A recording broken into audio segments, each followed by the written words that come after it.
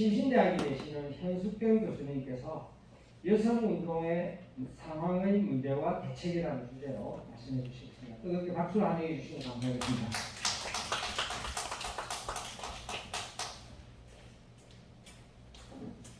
네, 안녕하세요.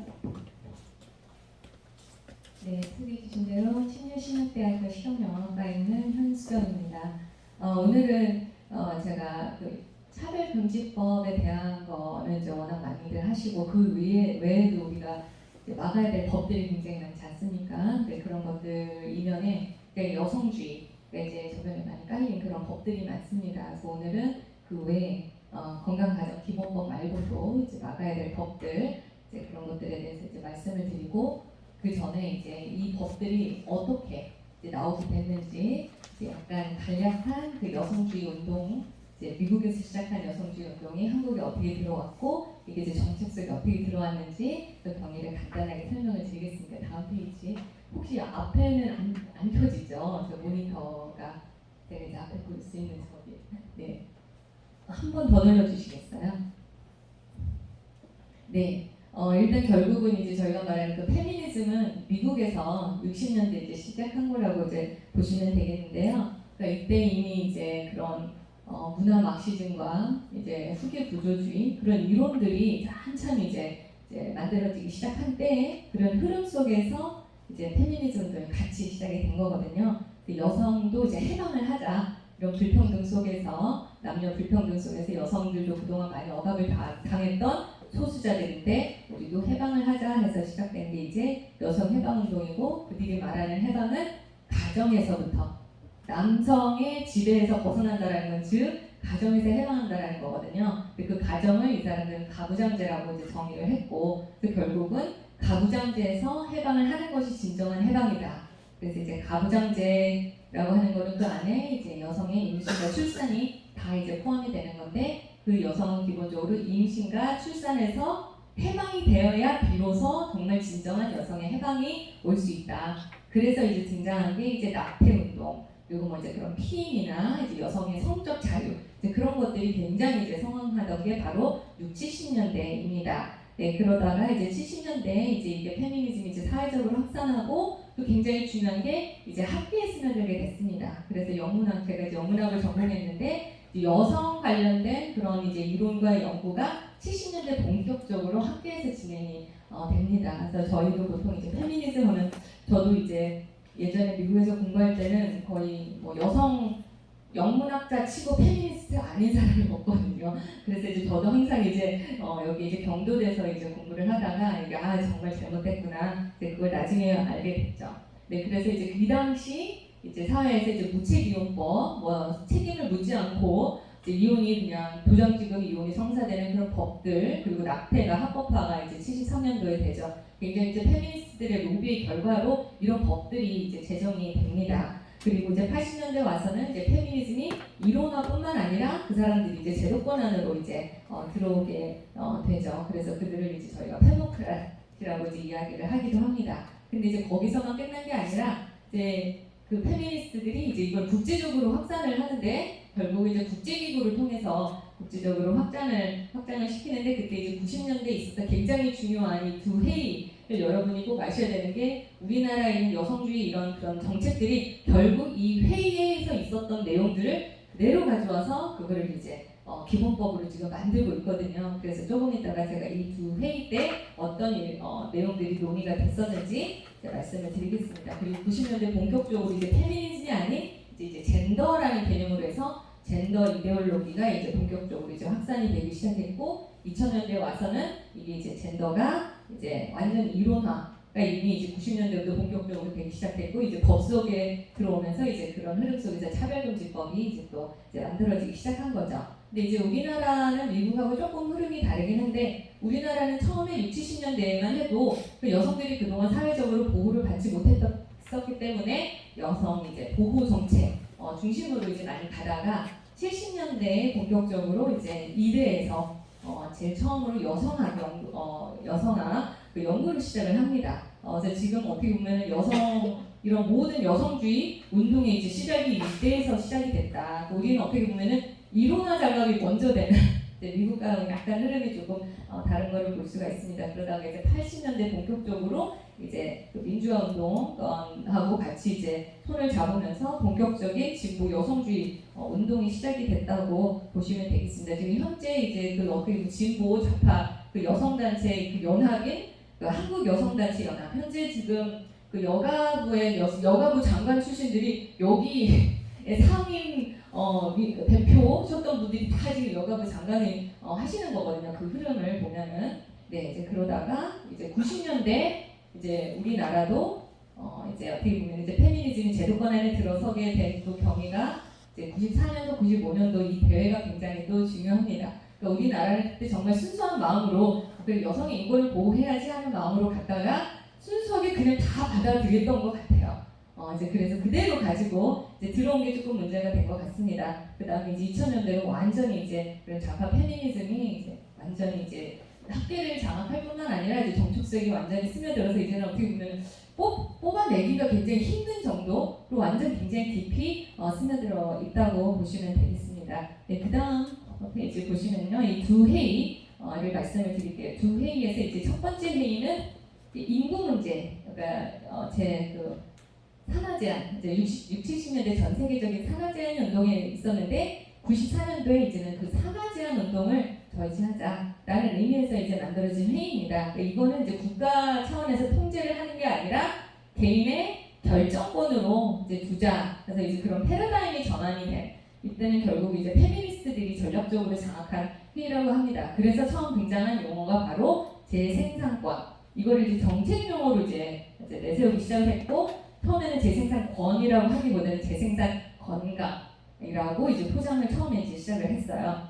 그러다가 이때 이 재생산권과 이런 그런 것들을 제대로 포괄적으로 가르치기 위해서는 교육하기 위해서는 포괄적인 어떤 성교육이 필요하다 해서 성교육의 필요성이 이제 공식적으로 이제 논의된 그런 회의이기도 합니다. 그 다음에 두 번째가 95년도에 있었던 그 여성대회 중에 가장 컸던 5만 명의 여성들이 모였고 그 중에 3만 명이 NGO, 비정부 기관 단체 여성들이었는데 거의 다 이제 페미니스트들이었습니다. 그들이 어떻게 보면 수적으로도 어렵고 장악을 한 회의였는데 이때 여러분들이 많이 아시는 젠더 개념이 좀 공식적인 용어로 채택이 됩니다.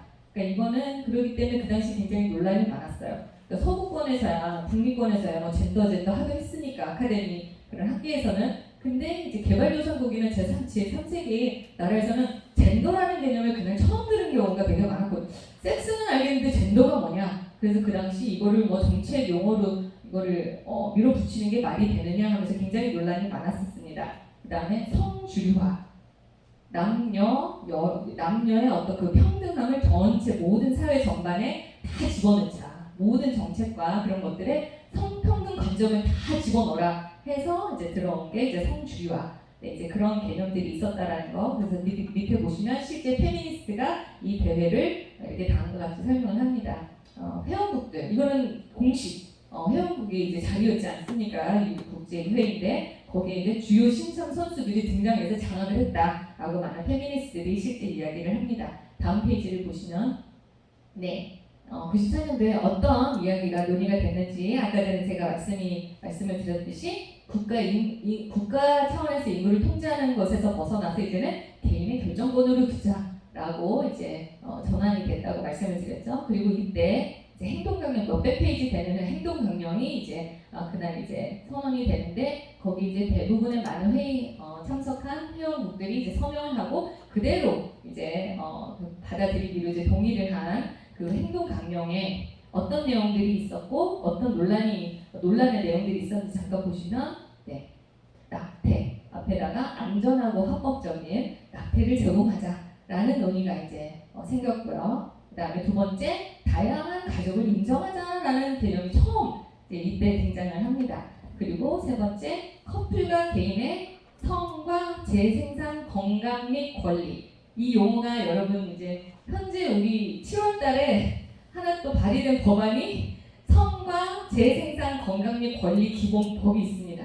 그 용어가 이때 94년도에 처음 등장한 용어입니다. 근데 여기서 이제 또 문제가 이 모든 용어가 다 문제인데 커플과 개인이라는 용어가 문제예요. 왜냐하면 성과 성관계는 항상 그동안은 모든 나라들이 다 그 결혼 혼인 관계 안에서 합법적으로 이루어지는 게 바로 그 성관계인데, 여기서 커플과 개인은 그러면 부부를 의미하지 않는 그 외에 모든 그런 관계들이 다 아우르는 용어가 아니냐, 이 용어는 반대한다라는 그런 그 단체들이 굉장히 많았고요. 그 나라들이. 그 다음 밑에 이런 모든 것들을 다 가르칠 성교육이 필요하다. 그래서 이제 포괄적 성교육이 강조가 됐고, 94년도에는 젠더 용어가 한 50여 회 이제 등장을 하면서 은근슬쩍 젠더를 막 이제 밀어붙이기 시작을 합니다. 그 다음 페이지 보시면 아까 전에 말씀드렸듯이 이런 그런 내용에 모든 회원들이 다 동의한 건 아니었거든요. 그래서 옆에 보시면 이런 행동 강령의 내용에 반대한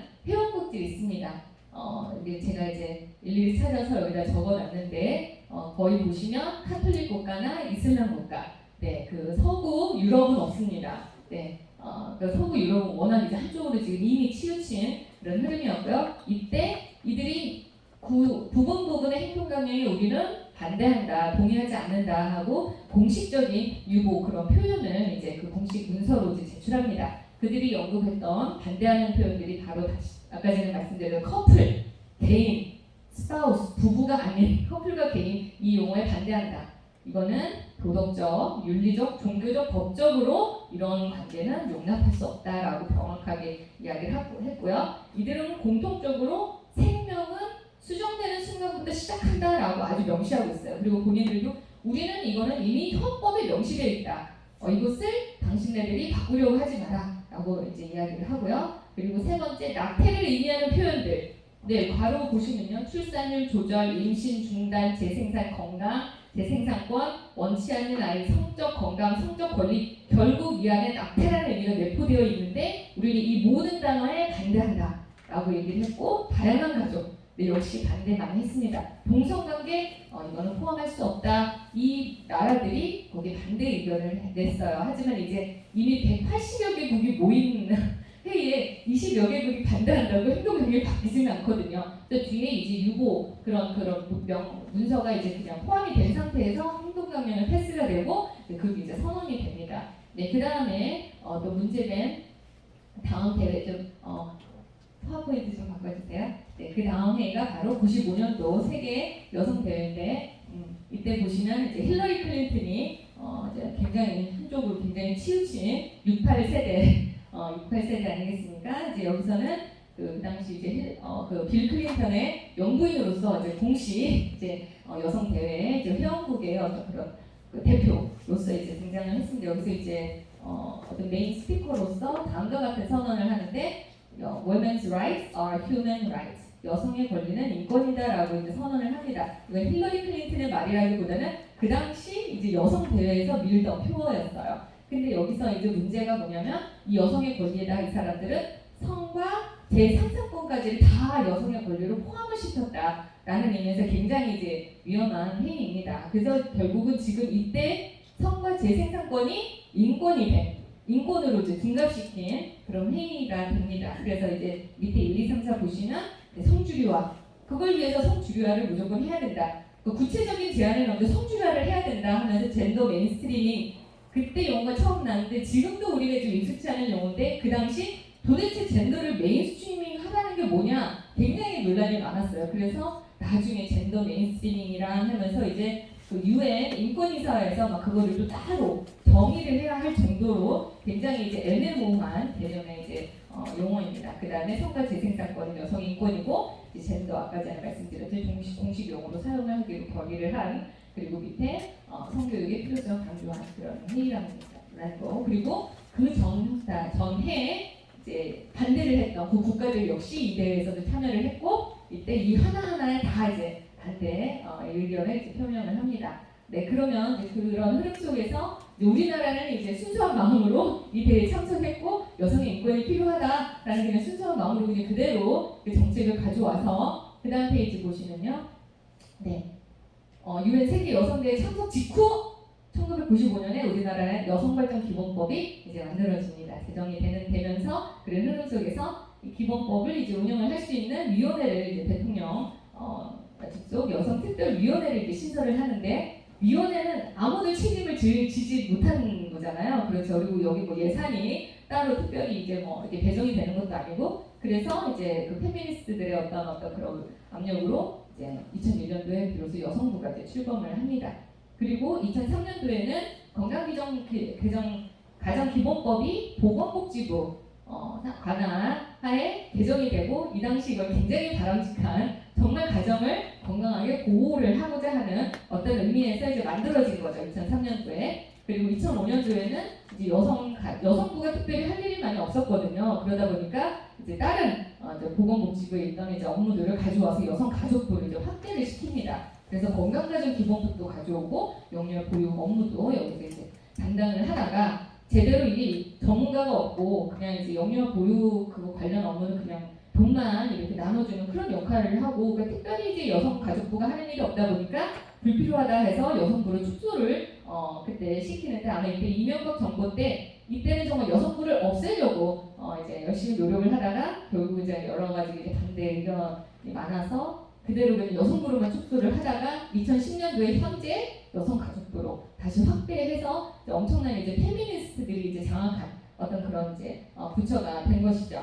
그리고 이제 본격적으로 2000년대 들어서 이제 악법들이 만들어지는데, 95년도에 만들어졌던 여성발전기본법이 2015년도에는 이제 완전히 양성평등기본법으로 이제 바뀝니다. 근데 이 양성평등기본법이 아까 전에 제가 말씀드렸던 95년도 그 북경 여성대회에서 있었던 뭐 성주류환이 뭐 성인지 그 용어가 다 거기서 나온 용어거든요. 그걸 가지고 법을 만든 게 바로 양성기포 그 평등 기본법입니다. 그 다음에 2020년도 여러분이 아시는 약태법 이제 개정 시도를 하다가 지금 계속 계류 중이고, 그 다음에 2021년도에는 우리가 다 아는 그 바람직한 그 건강가정기본법을 전면 이제 여성주의적 관점으로 개정을 시도를 하고 있고, 지금도 계속 진행 중이죠. 그 다음에 몇 달 전에 지금 이제 양성평등기본법도 문제인데, 아예 이제는 양성이 아닌 성평등기본법으로 아예 이제 전환을 하려고 이제 하는 그런 시도가 지금 있고, 저번 달에는 재생산 건강 및 권리 보장 기본법 위주 법안이 또 발의가 지금 됐습니다. 이런 것들이 이제 저희가 이제 다 같이 싸워야 되는 법들인데, 잠깐 그 다음 페이지 보시면 양성평등 기본법이 이제 어떻게 지금 되는지 그 잠깐만 이제 구조를 설명을 드리면, 결국 이제 95년도에 북경 이제 행동강령 성주별을 실현해라.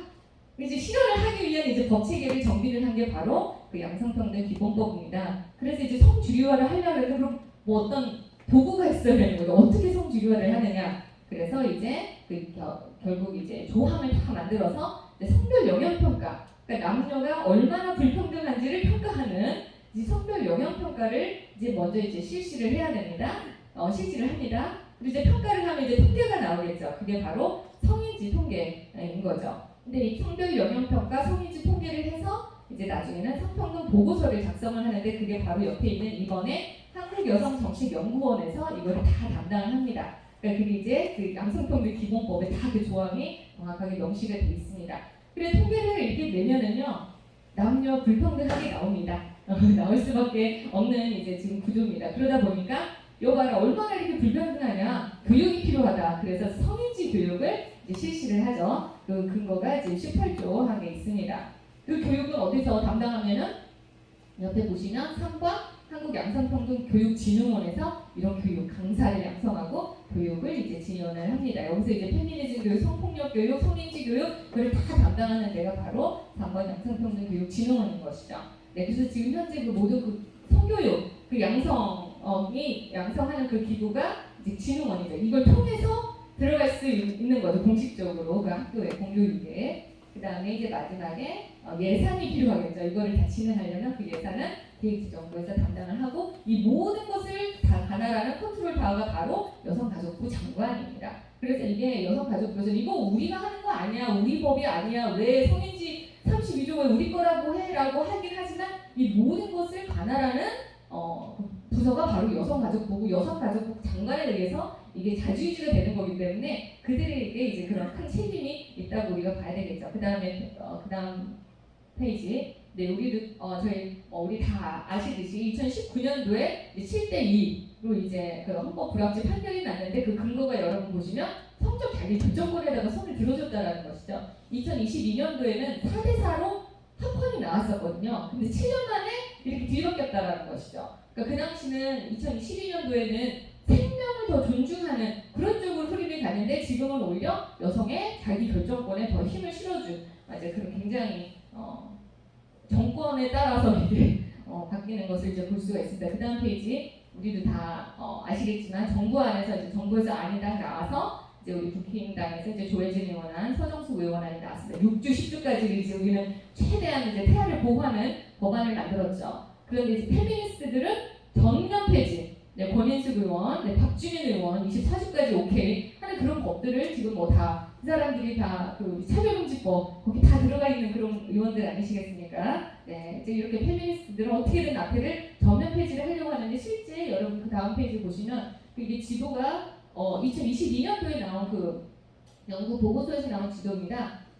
낙태를 전면으로 우리나라가 지금 이제 낙태가 법이 이제 계류가 된 상태라 이 사람들은 전면 허용으로 이해를 한 것 같습니다. 그래서 보시면 빨간 그 색깔의 나라가 이제 6개 나라인데 미국, 캐나다, 중국, 베트남, 남북한 6개국만 낙태를 전면 허용하는 나라라고 이렇게 하고 있고요. 지금 보시면 이제 위로 올라가실수록 이제 갈색은 24주 후에 태아를 보호한다. 노란색은 14주 이후 이전에 태아는 다 이후에 태아는 보호돼야 된다. 이제 14주로 내려왔고요. 연두색은 정말 예외적인 정신 건강이나 뭐 그런 사회 경제적 예외가 있는 경험을 제외하고는 태아를 보호한다. 하늘색, 파란색으로 갈수록 태아를 더 보호하는 그런 나라들인 거예요. 그러니까 실제 보면은 태아를 보호하고자 하는 나라들이 훨씬 많다라는 거죠. 우리나라처럼 그렇게 뭐 전면 폐지 그런 식으로 가는 나라는 없다라는 것을 여러분이 보시면 되겠습니다. 그다음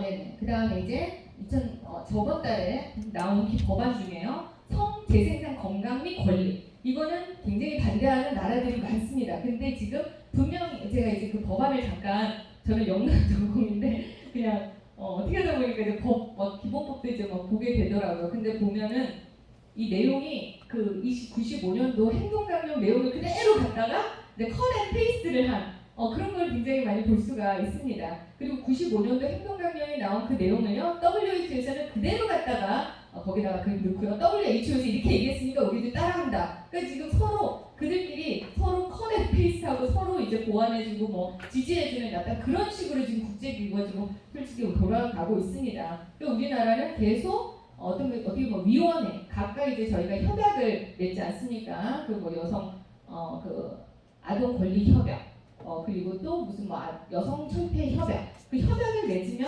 맺은 회원국들은 그 협약을 관리하는 위원회에다가 몇 년에 한 번씩 이행 보고서를 제출을 하도록 돼 있습니다. 얼마나 그거를 제대로 잘 이행을 하는지. 근데 이제 문제는 협약보다도 협약을 해석을 하는 위원회가 문제더라고요. 위원회들이 그 협약의 내용을 굉장히 왜곡 재해석을 합니다. 그래서 그 위원회들이 이제 우리가 얼마나 이행을 제대로 하고 있는지를 하면서 이제 차별금지법 왜 없냐라고 계속 이제 어떻게 보면 간섭을 하는 데가 바로 위원회더라고요. 위원회. 그래서 위원회들이 굉장히 정말 결국 서구 그런 나라들, 선진국 나라들이 입김이 너무 세서 이제 그 사람들로 인해서 굉장히 자주유지 된다. 하지만 결국은 위원회는 권고를 할 뿐이지, 그거는 우리가 이행을 할 의무는 아니거든요. 근데 우리나라는 그게 마치 이제 그대로 이행을 해야 되는 것 같은 부담감을 갖고 그대로 또 이제 이행을 하려고 하는 문제가 있습니다. 이것도 마찬가지예요. 지금 왜 이게 나왔냐면 제한 이유를 이 법안이 왜 나왔냐면 제한 이유를 보시면 낙태죄 헌법 불합치 판결 이후 여성의 안전한 임신 중단과 양질의 의료 서비스 제공 등에 대한 사회적 요구가 확산되고 있다. 그러니까 지금 근거가 뭐냐면 낙태죄가 지금 헌법 불합치 판결이 났다. 마치 이게 무슨 최종 무슨 결정이 난 것 마냥. 근데 그렇지 않습니다. 아직 낙태법이 개정이 안 된 상태고 그렇지 않습니까? 근데 이 사람들은 지금 어떻게든 지금 낙태를 합법화하기 위한 그런 장치를 계속 만들어 놓는 것이죠. 그리고 임신 중단이 어떻게 안전할 수가 있습니까? 그러니까 음지에서 하지 말라라는 의미에서 안전하다고 하지만 임신 중지는 그냥 낙태는 낙태인 거죠. 그렇죠. 이거는 누구한테는 안전할 수 없습니다. 네, 그래서 지금 기본 법안은 그 제한 근거를 지금 헌법 불합치 판결을 가지고 가지고 이야기를 한다라는 것이죠. 그렇기 때문에 이거는 지금 기본 법안은 지금 계속 이제 논의되면 안 되는 어떤 그런 법안이라는 거. 그 다음 보시면은요, 네, 15조에 보면은 네, 재생산 건강 및 권리를 보장하기 위해서, 네, 이거는 여전히 굉장히 논란이 많은 이제 보편적인 권리가 아니라는 거. 근데 그런 논란이 많은 권리를 근거로 계속 이제 이 법안이 이제 계속 이제 그 문구가 만들어지고 있습니다. 그 다음에 16조에는 이제는 그 권리를 보장하기 위해서 제가 아까 말씀드렸죠. 건강권, 성재생산 건강권, 권리, 이제 그런 것들의 흐름 속에서 논의 흐름 속에서 포괄적 성교육이 만들어진 거거든요. 그래서 16조에서 포괄적 성교육은 의무적으로 이행이 돼야 된다라고 여기서 명시가 되어 있습니다. 그래서 어떻게 지금 결국 이제 포괄적 성교육을 그 다음 세대에게 이제 어떻게든 의무적으로 확산을 하려는 어떤 이제 숨은 의도를 우리가 볼 수 있고요. 그 다음 보시면 건강가족기본법 개정은 너무나도 잘 아시는데 이제 여기 헌법 전문가분들이 너무 많으셔서 제가 이제 말씀드리기 그렇지만 네, 지금 문제가 뭐냐면 가장 큰 문제는 가족이라는 그 정의 규정 자체가 삭제가 된 게 굉장히 문제이지 않습니까? 네, 그러니까 이제 다양한 가족을 이제 합법하기 위한 어떤 근거로 만들려고 하는데 이거는 이제 상식적으로 맞지 않는 법안이라는 거 이제 우리가 다 알고 있고요. 그 다음에 보시면 네, 원래는 혼인과 출산 그리고 태아의 건강을 보장해야 된다라는 그 규정이 있습니다. 조항이 있습니다. 근데 그런 것들 다 뺀 거죠. 네, 그런 것도 되게 문제고요. 그 다음에 구조 보시면 가족이 그 당시 워낙 이제 해체가 되고 이제 그 청소년 범죄나 그런 것들이 문제가 되기 때문에 이제 나라에서 국가 차원에서 가족 구성원들을 어떻게든 우리가 해체를 하지 않기 위해서 어떻게 노력을 해야 된다라는 그것들도 다 그냥 빼버린 거예요. 이제 가족 해체, 우리가 생각하는 보편적인 가족 해체를 아무렇지도 않게 여기는 그런 법안인 것을 굉장히 우리가 여기서 확인할 수 있고요. 그 다음에 그래서 이거를 제가 이제 종합적으로 이제 정리를 하자면요. 그 여성계 법안들을 보면 굉장히 여성과 LGBTQ, 그러니까 그들은 이제 사회적으로 이제 소수다. 그러니까 지금 흐름 자체가 소수의 권리만이 제대로 된 인권인 거잖아요. 그러니까 그런 권리에만 굉장히 치중이 돼 있고 실질적 성평등, 우리는 기회적인 평등이라고 하지만 이들은 이제 실질적인 아주 기계적인 결과적인 성평등 발상에는 굉장히 급하고 문제가 이제 인구 감소에 대한 대안이 전혀 없습니다. 그게 뭐냐고 이제 결국은 이런 것들이 다 가족 해체를 조정을 하는 것이죠. 그래서 우리는 어떻게든 지금 반대를 해야 되지만 가족을 보호하는 법안을 이제 현재적으로 마련을 하는 게 또 이제 시급하다라는 생각이 들고요. 참고로 올해 지금 미국 플로리다에서 어떤 이제 변화들이 있었는지 참고적으로 이제 제가 보여드리면 이제 3월달에 플로리다에서 Don't say gay, 게이라고 말하지 마라. 그러니까 이게 이제 소위 이렇게 얘기를 하는 건데 이게 결국은 뭐냐면요. 교육에서 학부모의 권리 보호를 위한 법안을 이제 만들어진 거예요. 네, 그러니까 이제 교육 어떤 교육을 받는지 이거는 결정하는 건 학부모의 권리다. 그래서 이제 학부모들이 굉장히 앞장서서 만들어진 그래서 패스된 굉장히 바람직한 법안이라는 것이죠. 그래서 이제 더 이상 학교에서 게이 이야기를 하지도 말고 교육도 시키지 말라라는 법이 3월달에 이제 패스가 됐습니다. 그러고 나서 이제 그런 젠더 교육, 게이 이제 그런 성교육을 금지하는 그 주들이 굉장히 많아지고 있다라는 것이죠. 지금도 계속 이제 진행 중이고 몇 가지 이제 몇 개 줄을 제가 여기다 이제 나열을 해봤습니다. 그 다음 페이지를 보시면은요. 또 이제 로데 웨이드 판결이 이제 무효화되지 않습니까? 그러면서 이제 미국도 굉장히 흐름이 굉장히 이제 보수적으로 많이 바뀌고 있어요. 그래서 이제는 26개 주가 이제 낙태를 제한을 하겠다라고 하는 이제 반 이상의 주가 이제 낙태를 제한을 하는 태아를 보호하려고 하는 그런 흐름으로 결국 이제 가고 있다라는 거를 이제 우리가 계속 참고를 해야 되겠습니다. 그 다음에 우리가 지금 모든 법안들이 솔직히 가정이 지금 해체되는 그런 흐름으로 가고 있지 않습니까? 네, 그래서 제가 지금 하나 예로 가져왔는데 헝가리가 굉장히 가족 친화적인 유럽에서 가장 가족 친화적인 나라라고 하는데 헝가리가 정책 자체가 굉장히 가족 중심이에요. 그래서 어떤 흐름으로 헝가리가 가고 있는지 우리가 그냥 한번 참고로 벤치마킹 해도 좋겠다라는 생각을 가져왔습니다. 일단은 헝가리는 굉장히 민족 중심이고 굉장히 다음 세대를 중심으로 하는 그런 흐름으로 지금 가고 있습니다. 그래서 첫 번째 우선은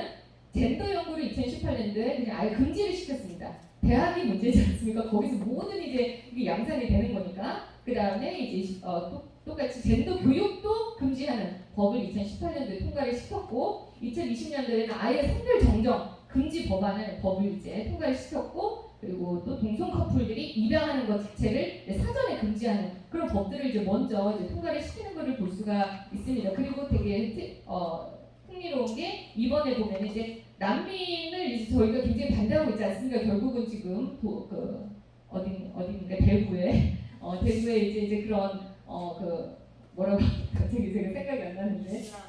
네, 이슬람 사원을 이제 저희 건립하는 거를 저희가 계속 막고 있는데 지금 아예 헝가리에서는 그걸 법적으로 그냥 금지를 시켜버리는 겁니다. 그래서 이제 소로스가 헝가리 출신이거든요. 그래서 아예 헝가리에서 소로스가 너무 난민을 막 지원하고 젠더 연구를 지원하니까 아예 스탑 소로스 법을 제정을 해서 난민 지원자를 처벌하는 법을 만들었고요. 그 다음에 3번에 소로스가 이제 중앙 유럽 대학을 원래는 부다페스트에 설립을 해서 뭐 이제 젠더 연구를 막 이제 확산시키고 있는데 그걸 아예 비누로 오스트리아로 그냥 내쫓았다라는 거. 그 다음에 2011년도에는 아주 대대적으로 헌법을 개정했습니다. 그래서 철저하게 민족 중심 그리고 이제 다음 세대, 전통 가족을 중시하는 그래서 남녀의 결혼을 굉장히 중요하게 생각하고 다음 세대를 위한 어떤 그런 법을 아주 대놓고 이제 헌법을 개정을 했습니다. 근데 헝가리가 원래 그랬던 건 아니고 그 전에는 동성애를 합법화했었던 나라였거든요. 근데 헌법을 개정하면서 그게 다 뒤집어진 어떤 그런 케이스입니다.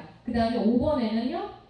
2019년도에 Family Protection Action Plan이라고 해서 아주 그 결혼하는 그런 가족들에게 어마어마한 재정 지원을 하는 겁니다. 결혼하면 일단 4천만 원을 지원을 해주고 한 명 아이를 이제 5년 안에 낳으면 이제 세금을 감면해주고 2명을 낳으면 반으로 감면해주고 그 대출을 3명을 낳으면 대출을 완전히 감해주는 이제 그런 식으로 굉장히 정말 아이를 낳으면 돈을 더 버는 그런 구조를 만들어 놓은 거예요. 그러다 보니까 2019년도 이후에 정말 실제 혼인율이 증가했고 출산율도 증가했고 낙태도 줄어들었고 이제 그런 이제 결과들이 있는 것을 저희들이 보면서 장기적으로 정말 가족을 보호하는 그런 법들이 많은 분들이 국회에 들어가셔서 그리고 국회의원들을 설득하셔서 이런 법안들이 먼저 이제 우리는 막기에 너무 지금 급급한데 이런 법들이 장기적으로는 만들어질 수 있도록 이제 그렇게 우리가 연구를 하고 그분들을 설득해서 이런 쪽으로 가야 되지 않을까 하는 생각이 듭니다. 네, 여기까지입니다.